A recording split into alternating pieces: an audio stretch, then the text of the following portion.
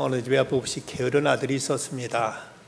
밤늦게까지 밖에 나가 돌아다니고 놀다가 새벽녘쯤 돌아와서 또 한낮까지 잠드는 이 아들을 보다 못해서 아버지가 불러다 놓고 이렇게 타일렀습니다. 아들, 밤늦게까지 밖에 나가 놀지 말고 일찍 돌아와서 일찍 자고 일찍 일어나도록 해라. 일찍 일어나는 새가 벌레도 잡는다는 말이 있지 않느냐 하고 이렇게 탈러 있습니다. 그때 이 아들이 하는 말이, 아버지, 그런데 그 잡혀먹은 벌레는 일찍 나갔다가 잡혀먹었잖아요 라고 이렇게 말합니다. 그 말 듣고 아버지가 대답하신 말씀이, 이놈아, 그 벌레는 밤새 놀다가 새벽에 돌아오다가 잡혀먹은 거라다 하고 이렇게 말하더라는 것입니다. 여러분들 몇 시에 주무시고 몇 시에 일어나십니까?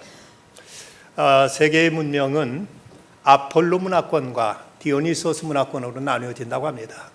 아폴로 문화권이라는 일찍 일어나서 일찍부터 일하고 그리고 일찍 잠자리에 드는 이런 사람들을 가르쳐서 아폴로 문화권이라고 말하고, 디오니소스 문화권이란 늦게 일어나서 늦도록 이제 있다가 늦게 잠드는 이런 문화권을 디오니소스 문화권이라고 이렇게 부릅니다. 아폴로라는 말은 그 로마 신화의 태양신을 가리키고, 디오니소스는 주신, 술신을 가르치는 말입니다. 근데 유럽에서 이 아폴로 문화권이 그 문명을 이끌어왔던 것을 우리는 알 수 있습니다. 아폴로 문화권이라면은 주로 개신교 종교개혁이 일어났던 곳으로 영국과 독일 등을 일컫고, 디오니소스 문화권이라면 주로 카톨릭이 자리 잡고 있는 유럽의 남부, 이제 프랑스와 스페인, 이탈리아 등 이런 나라들이 주로 이 디오니소스 문화권에 든다고 얘기를 합니다. 그래서 저 스페인 같은 데서는 정오쯤이나 돼야 우리나라 아침 8시 같은 이런 러시아어가 시작된다는 것입니다. 그리고 극장은 밤 10시에나 시작되고, 그리고 이탈리아 같은 경우는 저녁밥을 9시에 먹는 바보라는 속담이 있는데, 이 말은 너무 일찍 먹는 것을 빗대서 조롱하는 이런 말로 불려지고 있답니다. 근데 이에 비해서 독일과 영국 같은 나라 이 아폴로 문화권에서는 하루 아침 일찍 시작하기 때문에 아침 식사를 든든하게 잘 먹고 그리고 이제 일을 끝내고 저녁 일찍 이제 잠자리에 듭니다. 그런데 이 영국 사람들은 아침 식사 가운데 컨티넨탈, 대륙형이라고 부르는 아침 식사는 바로 영국에서 대륙이라면 프랑스를 가리키고 있는데, 프랑스 사람들이 밤늦게까지 이제 놀고 먹고 하시다가 아침에 되면은 늦게 일어나서 간단하게 때우는 식사, 이것을 컨티넨탈형이라고 이렇게 부른다는 것입니다.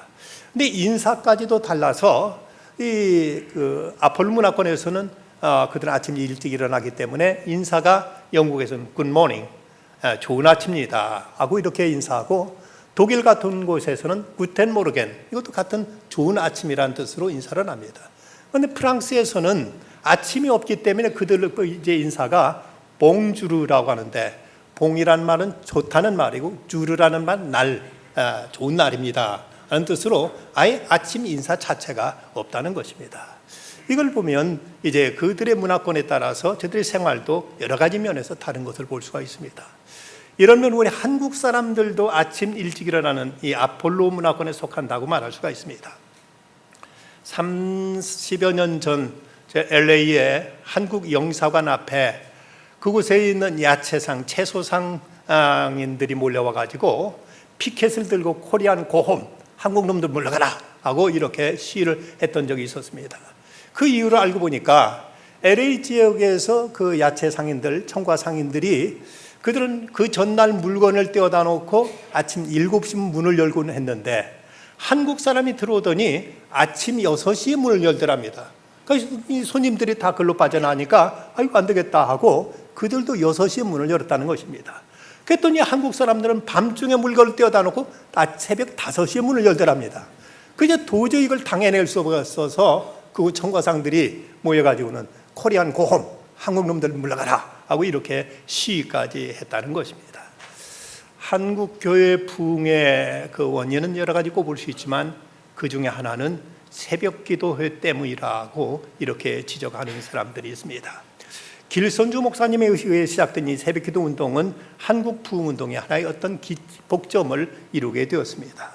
영적 운동이라는 것은 육체적인 어떤 욕망을 억제하지 않으면 가능하지 않은데, 피곤한 가운데서 이제 잠자리를 떨치고 일어나서 하나님께 깨어 기도했던 그 기도의 열정 때문에 한국 교회가 이만큼 성장하는데 그 시발점이 됐다는 것입니다.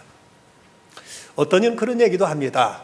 예수님이 이 땅에 재림하실 때 어느 시간쯤에 오실까? 아마도 새벽 기도 시간일 거다. 그 이유는 예수님께서 하신 말씀 가운데 내가 도적같이 오리라고 말씀하셨고, 근데 깨어 있으라고 말씀하신 걸 보면 아마도 이제 많은 사람들 잠들어 있는 그 새벽 시간에 오셔서 깨어 있는 사람들 예수님께서 맞아주지 않겠느냐고 이렇게 얘기하는 사람도 있습니다. 오늘 마가복음 말씀 보면 예수님께서 이 땅에 하루를 어떻게 보내셨는가를 우리에게 보여주고 있습니다. 먼저 예수님은 기도에 대한 열망으로 하루의 문을 여신 것을 볼 수가 있습니다. 오늘 말씀 35절에 보면 새벽 아직도 밝기 전에 라는 이 말씀대로 예수님은 새벽 이른 시간에 깨어 일어나셔서 예수님은 기도하셨습니다. 사람들은 새벽에 깨어서 기도하자고 하는 말이, 이건 옛날에 그 농경사회 시대 속에서 깜깜해지면 할 일 없던 때 일찍 밤에 잠들고 아침에 일찍 일어났으니까 그러니까 새벽 기도랑 할 수 있지, 요즘 같은 도시 산업사회 정부사회에서 밤새우 일하기도 하는데 어떻게 새벽 일찍 일어나서 기도할 수 있느냐고 이렇게 항의를 하기도 합니다. 그런데 오늘 말씀 앞에 있는 21절부터 이어진 말씀들을 보면 예수님 그 전날도 얼마나 하루를 늦게까지 피곤하게 일하셨는가를 알 수가 있습니다. 이 말씀들을 보면 예수님은 낮에는 회당에 가서 사람들을 가르치셨습니다. 그때 마침 회당에 귀신 들린 사람이 소리를 지르자 예수님은 귀신을 쫓아내십니다.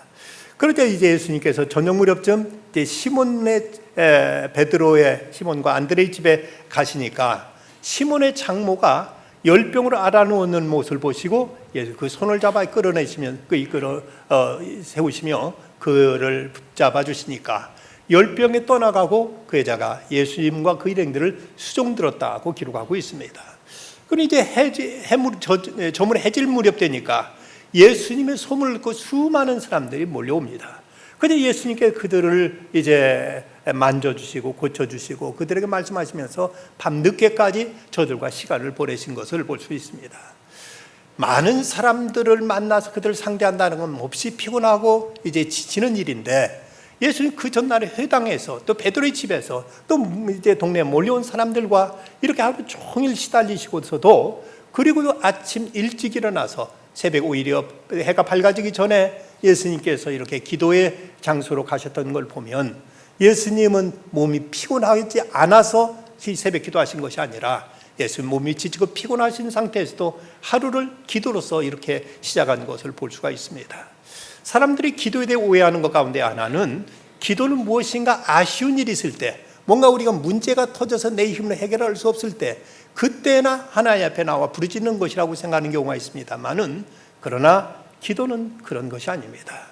미국의 제임스 휴스턴 뱅크웨어 리전트 신학교 제임스 휴스턴 학장은 기도에 대해서 이렇게 정의를 내립니다. 기도란 무엇인가? 기도는 하나님과의 우정이다. Friendship with God. 하나님과 우정이라고 이렇게 표현한 것입니다.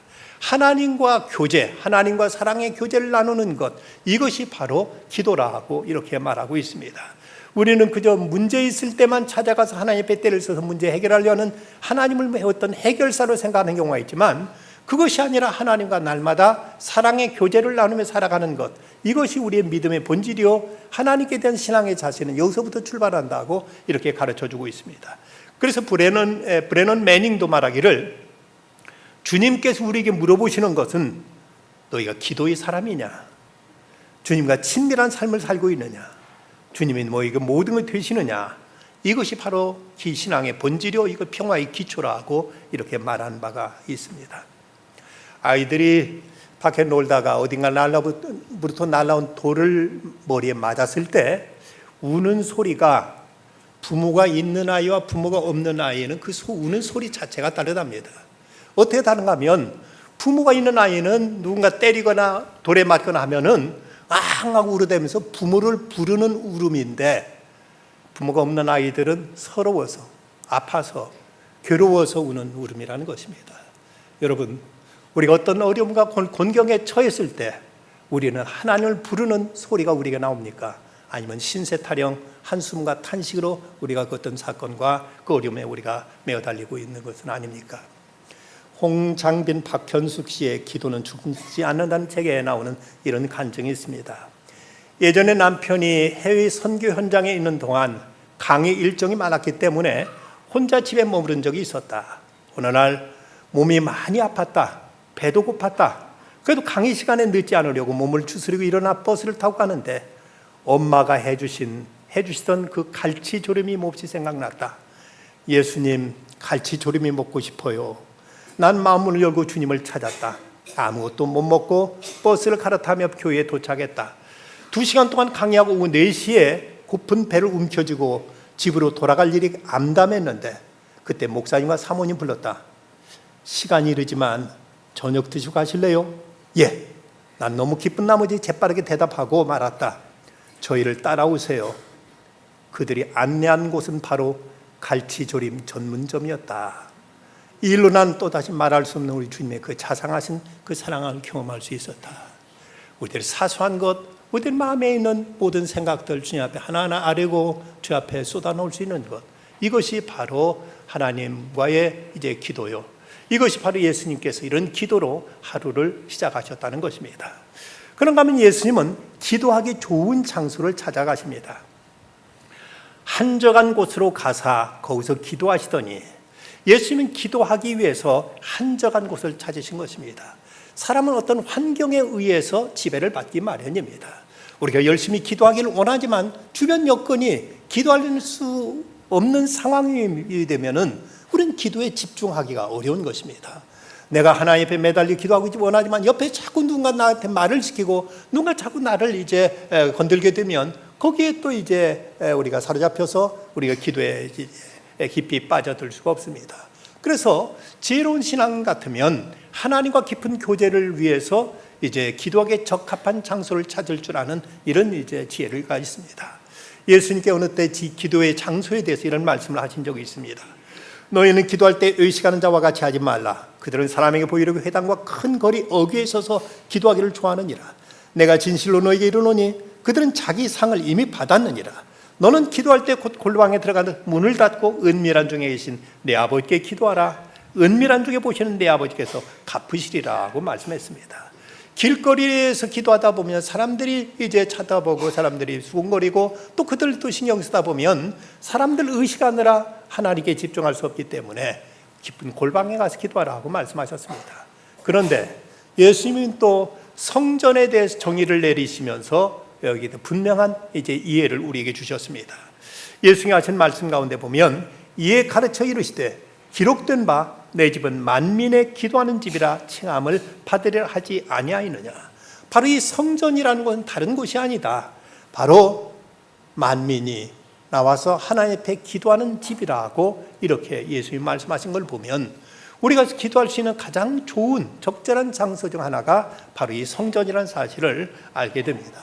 하나님과 대면한 집중적인 기도를 위해서 아무 방해가 없는 조용한 시간과 장소를 확보하는 것, 이것이 우리 경건 생활에 큰 도움이 된다는 것을 우리는 잊지 말아야 될 것입니다. 우리 믿음의 선배들은 조용히 기도할 수 있는 시간과 장소를 선택할 줄 알았습니다. 그리고 하나님께 조용히 집중하여 기도하는 시간을 가르쳐서 소위 QT, Quiet Time이라고 이렇게 불렀습니다. 그런데 19세기 영국의 대학생들 사이에 대부흥이 일어날 때 이때 그들이 외쳤던 구호 가운데 하나가 모닝 워치를 기억하라, Remember the morning watch라는 이런 구호가 있었습니다. 여기서 이 모닝 워치란 항해사들이 새벽 4시에서부터 8시까지 당직을 서는 시간을 가리키는 용어인데 이 말은 이제 그 대학생들 사이에서 영적인 부흥 운동이 일어날 때 이른 아침에 깨어서 기도하자는 이런 구호로 Remember the morning watch라는 말로 이제 새벽에 깨어서 기도하자는 이런 기도의 불길이 붙었던 것입니다.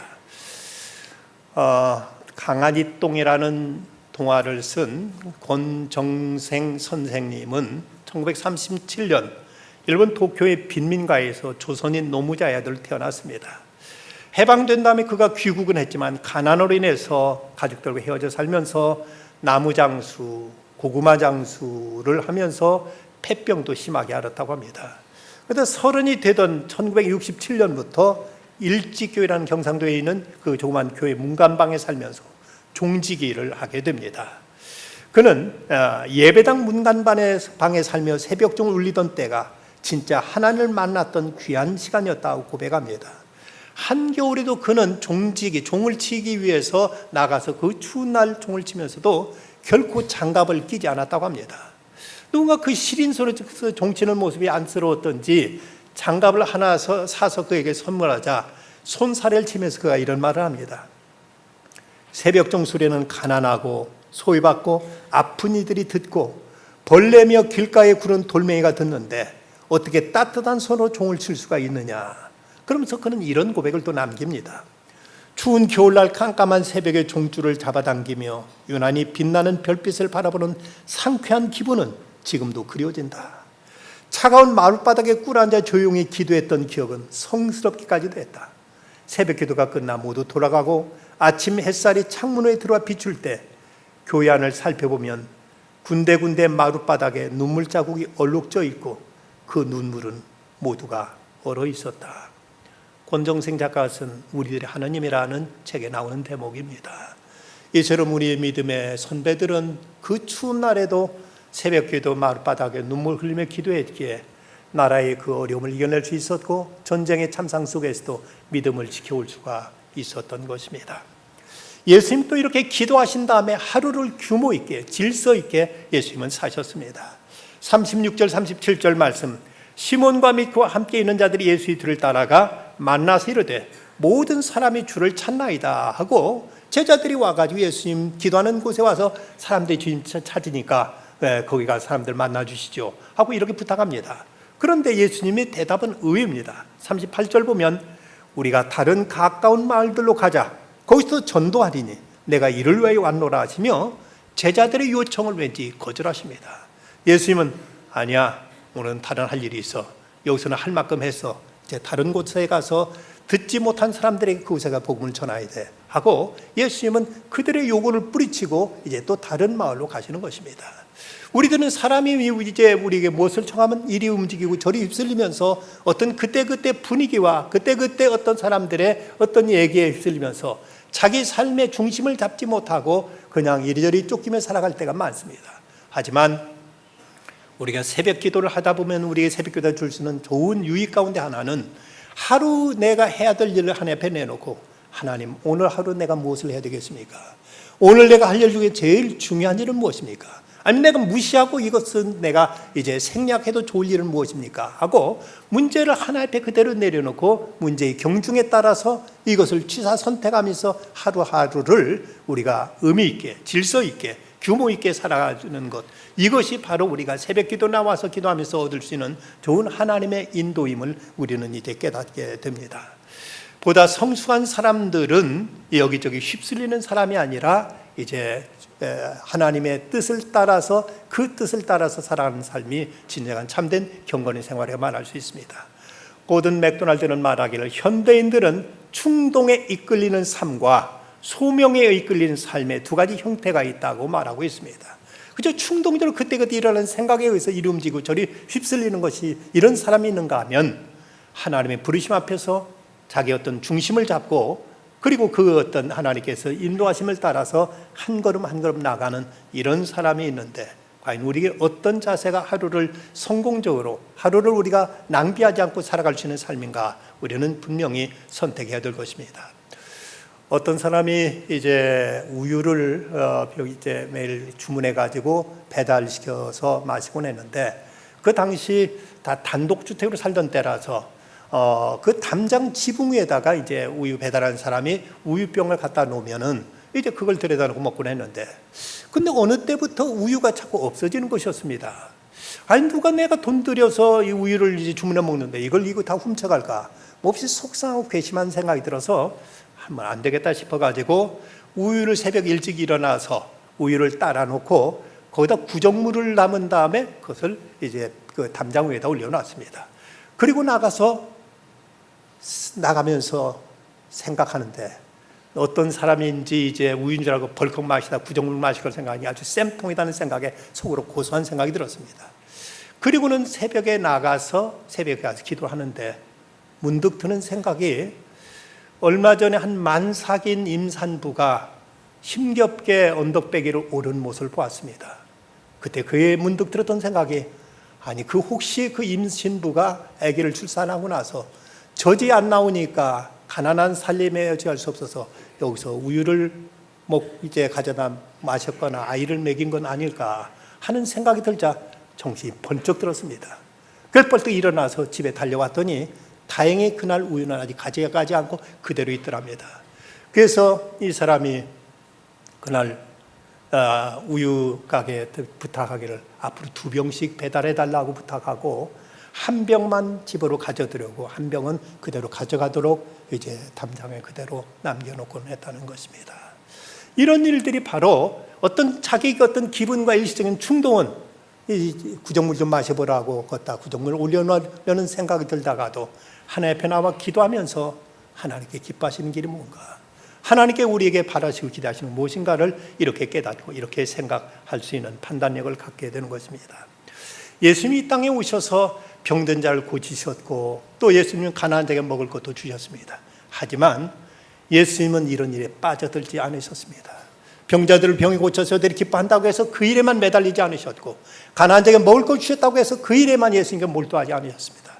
예수님은 언제나 기도하시면서 그날 해야 될 가장 중심적 핵심적인 것, 복음 사역의 끝까지 예수님께서 매진하신 걸 보면 우리에게서 해야 될 일이 많이 있지만 그 중에서 급하다고 이 일이 꼭 중요한 것이 아니고 아무리 바쁘다고 이 일이 우리에게 이제 꼭 해야 될 일이 아니라면 때로는 이런 것들을 하나님 앞에 과감하게 내려놓고 보다 핵심적이고 가치 있는 일을 선택하고 결정할 줄 안다는 것, 이것이 무엇보다도 우리에게 중요한 일임을 우리 잊지 말아야 될 것입니다. 그렇다면 우리가 이제 어떻게 기도할 것인가? 먼저 우리는 쉬지 말고 꾸준히 기도하라고 말씀합니다. 데살로니가전서 5장 17절 말씀, 쉬지 말고 기도하는 말씀대로 이 기도는 하나의 우리에게서 어떤 영혼의 호흡과도 같습니다. 그렇게 호흡이 끊어지면 그 사람은 생명이 다하듯이 신앙인들에게서 기도가 끊어지면 영적으로는 더 이상 어떤 성장도, 영적으로는 어떤 생명도 더 이상 기대하기 어려운 것입니다. 사도 바울이나 느헤미야 등은 아침부터 저녁까지 매 순간 하나님께 교제하는 이런 기도를 해왔습니다. 또 하나 이제 매일 시간을 정해서 하는 규칙적인 기도가 필요합니다. 사도행전 3장 1절 제9시 기도 시간에 베드로와 요한이 성전에 올라갈새 당시 경건한 사람들이 제3시, 제6시, 제9시에 시간을 정해놓고 이렇게 하루에 3차례씩 꾸준히 기도했던 것을 보여주고 있습니다. 하루 3끼밥 먹듯이 기도도 이렇게 규칙적으로 정해놓은 시간을 통해서 한다는 것입니다. 세 번째는 특별한 기도가 있을 때는 이제 우리에게 또 특별한 또 기도도 특별한 문제가 있을 때는 특별히 우리가 때로는 금식 기도도, 때로는 철야 기도도, 때로는 며칠간 작정 기도도 우리에게 필요합니다. 누가복음 6장 12절에 보면 이때 예수께 기도하시러 산으로 가사 밤이 새도록 하나님께 기도하시더고라고 말씀합니다. 이렇게 밤새우 기도하신 다음에 그 다음에 하신 일은 12제자를 선택하여 저들을 사도로 삼으신 것이었습니다. 중요한 문제를 결정할 때 그냥 내 충동되는 내 생각대로 작정하지 말고 기도하고 결정하라는 것입니다. 결혼하는 것처럼 중요한 문제를 기도 없이 결정하거나 어떤 직장과 어떤 주택을 이사하는 문제 같은 것들을 우리가 하나님의 뜻을 묻지 않고 내 기분대로 내 생각대로만 결정하는 것들이 때로 얼마나 위험한 일인가를 생각할 수 있어야 됩니다. 중보 기도의 사람 리즈 하월즈라는 분이 있습니다. 한때 영국 웨일즈 성경대학교의 학장을 지냈던 분인데 당시 영국이 독일의 침략을 받아서 독일 공군기가 영국에 무차별로 이제 그 폭격을 퍼붓던 그 상황에서 영국은 여기에 거의 방어 수단을 가지고 있지 못했습니다. 1940년 9월 15일 독일 공군기들이 영국에 총 공격을 퍼붓는데 이때 독일 공군들이 10분만 더 계속 그 공습이 이어졌다면 영국 나라가 독일 앞에 손을 들 수밖에 없는 상황이었다고 합니다. 이런 상황에서 갑자기 독일 공군이 폭격을 멈추고 그대로 퇴각해버리는 이런 사건이 일어났습니다. 그때 영국 공군 총사령관이었던 다우닝 경은 말하기를 이날 독일군의 갑작스러운 퇴각은 이해할 수 없는 사건으로 하나님의 개입이라고 설명할 수밖에 없는 역사의 반전이었다고 이런 기록을 남기고 있습니다. 그런데 바로 그 전날 웨일즈 대학 채플에서 리즈 하월즈 학장은 대학 내 모든 신앙 공동체들을 모아놓고 이제 기도회를 인도하면서 이런 말을 합니다. 여러분, 독일군의 공습으로 마음이 흔들리십니까? 우리가 지옥에서 우리를 구원하신 주님을 믿는다면 주님은 이 공습에서도 우리를 구원하실 수 있음을 왜 믿지 못하십니까? 이런 때도 우리가 믿음과 기도로 주님께 나아가 참으로 기도할 수만 있다면 나치 속에서 역사하는 마귀의 체제를 하나님이 결코 오래 용납지 않으실 것입니다. 주님은 전쟁의 흐름을 바꾸는 기적을 반드시 행하실 것입니다 라고 이렇게 외쳤고, 그리고 그 다음날 이제 그 대학 내 모든 신앙 공동체들 모여서 집중적으로 이제 이 독일의 공습으로부터 영국을 지켜달라고 기도했습니다. 바로 그날 독일군의 그 이해할 수 없는 그 공군의 퇴각이 이루어졌던 것입니다. 이때 윈스턴 처칠 수상도 그의 전쟁 회고로 워 메모리얼스에서 그가 이제 기록하기를 이날 영국군의 승리는 아주 특별하고 결정적인 하늘이 도운 승리의 사건이라는 이런 기록을 남기게 됩니다. 여러분, 이런 성도들이 모여서 중보하는 기도가 국가의 운명까지도 바꿀 수 있다면 요즘 우리가 제28차 단기 선교 때 보내놓고 매일 모여서 기도하고 있습니다.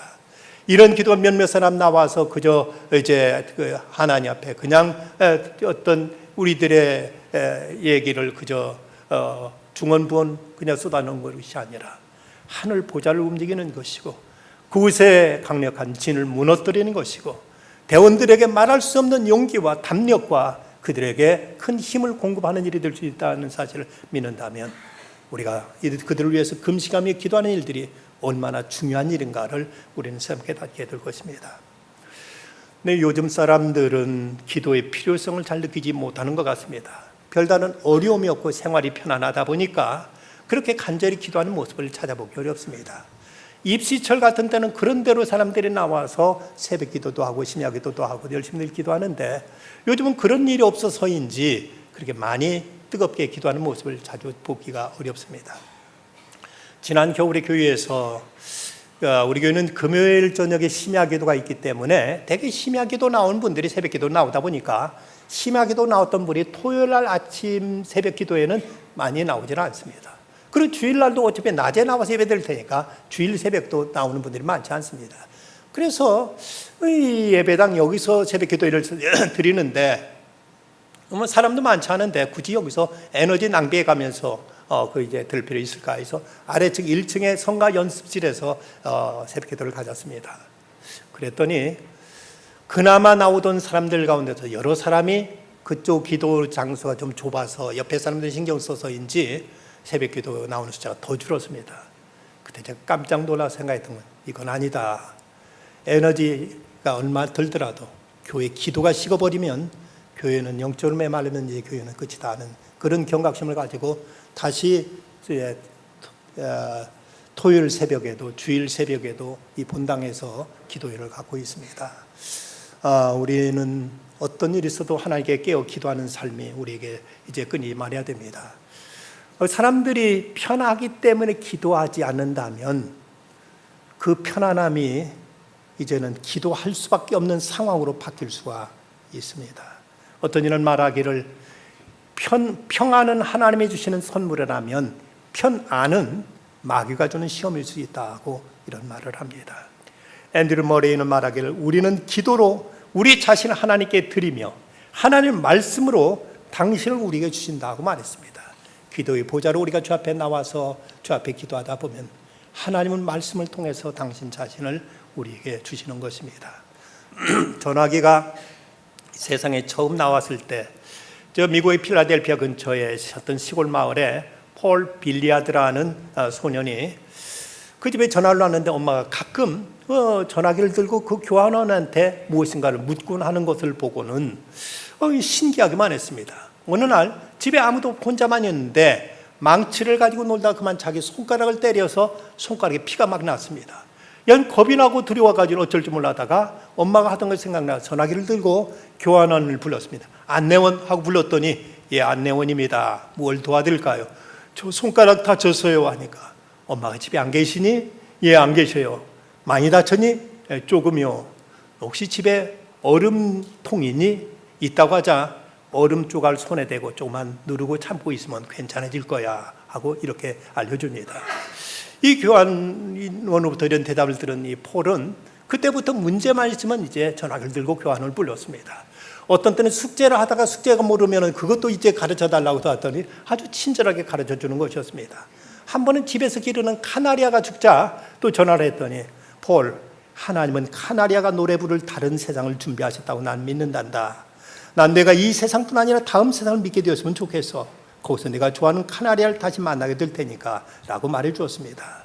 그런데 이 소년이 점점 크자 자라면서 지금 근무하고 있는 교환원한테 자기가 이런 개인적인 얘기하는 것은 이것은 결례라는 생각이 들자 그때부터 그는 전화를 끊었습니다. 그리고는 더 이상 전화하지 않다가 그가 대학에 가기 위해서 지나가기 위해서 그 말을 떠나던 날 그 교환원이 그대로 있는지 수화기를 들었습니다. 그랬더니 그 목소리를 듣고 아직도 옛날 당신이시군요. 제가 어렸을 때 당신은 제게 정말로 중요한 존재였어요. 아무도 없는 집에 자주 혼자 있던 저는 무서웠는데 내 얘기를 들어줄 당신이 제 곁에 있다는 것 정말 큰 기쁨이었지요. 하지만 커서 생각하니까 철없이 당신을 괴롭힌 것을 잘못이라는 걸 생각하고 사과드립니다 라고 말했습니다. 그러자 그 교환원이 이렇게 말합니다. 폴, 내 이름은 셀리란다. 내가 내게 중요했다고 했지만 사실 넌 나에게 정말 중요한 존재였단다. 너와 대화하던 것이 그 시절 내게는 얼마나 큰 기쁨이었는지 넌 모를 거야. 내게는 아이가 없었거든. 언젠가부터 나는 너를 내 동생처럼 아들처럼 사랑하기 시작했단다. 그런데 내게서 오랫동안 전화가 없어서 얼마나 걱정했는지 아니? 너는 나의 기쁨이었어. 넌 나의 정말 큰 기쁨이었지 하는 그 소리를 하더라는 것입니다.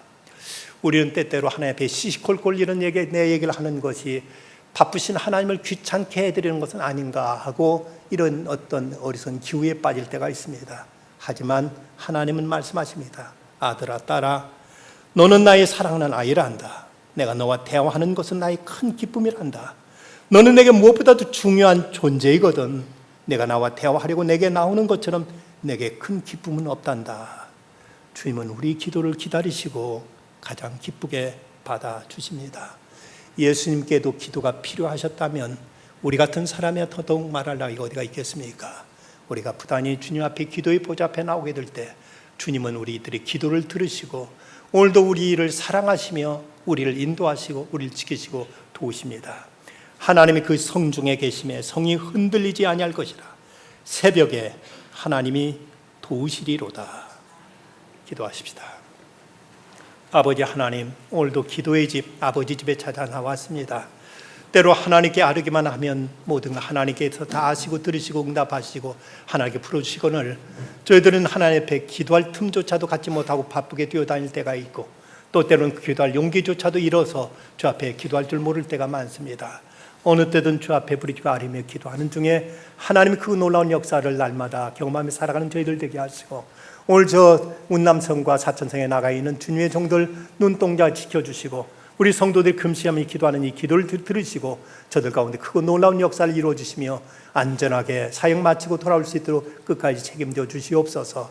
계속되고 있는 교회 여름 학교 행사를 주께 축복하시고 어린 세대들에게 하나님 말씀 전하는 이 천국 잔치를 통해서 하나님 다음 세대를 준비하시는 우리 교회 학교의 놀라운 역사가 늘 아름답게 펼쳐지게 하여 주시옵소서. 예수님의 이름으로 기도드리옵나이다. 아멘.